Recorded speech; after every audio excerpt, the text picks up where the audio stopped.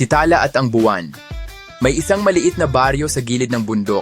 Nakatira ang isang batang babae na nagngangalang Tala.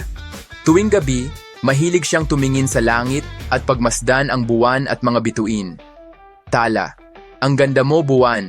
Sana maging kaibigan kita balang araw. Gabi-gabi, kinakausap ni Tala ang buwan bago matulog.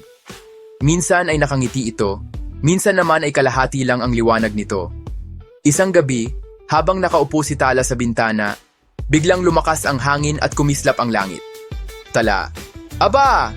Ang liwanag ngayon na... Maya-maya, may malambing na boses siyang narinig. Buwan! Tala, naririnig ko ang mga panalangin mo gabi-gabi. Tala, nagulat. Ha? Sino yan? Buwan, ako ito ang Buwan. Maraming salamat sa lagi mong pagtingin sa akin.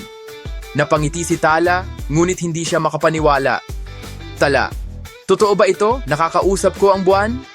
Buwan, oo, at gusto kitang pasalamatan. Dahil sa kabutihan ng puso mo, bibigyan kita ng kakaibang liwanag.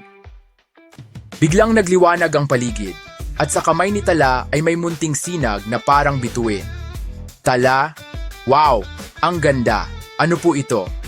Buwan, iyan ay liwanag ng kabaitan.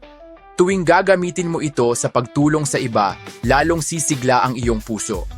Kinabukasan, ginamit ni Tala ang munting sinag upang tulungan ang mga tao sa baryo. Tinulungan niya ang mga bata na matakot sa dilim at pinaliwanag niya ang daan ng mga matatandang uuwi sa gabi. Matandang babae, salamat Tala, ang ilaw mo'y parang sinag ng buwan. Tala, galing po ito sa buwan. Gusto ko pong ibahagi ang liwanag sa lahat.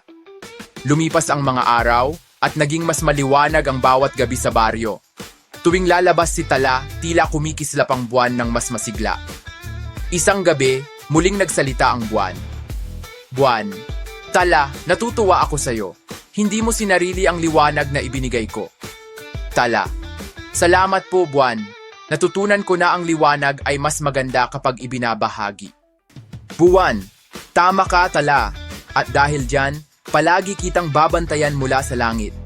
Mula noon, tuwing sumisilip ang buwan, alam ng mga tao sa baryo na kasama nito si Tala, ang batang nagdala ng liwanag ng kabutihan sa mundo. Aral ng kwento. Ang kabutihan ay parang liwanag, mas nagiging maganda kapag ibinabahagi sa iba. Duno, para updated ka sa mga istorya na aming ilalabas, huwag kalimutan ang subscribe. Maraming salamat.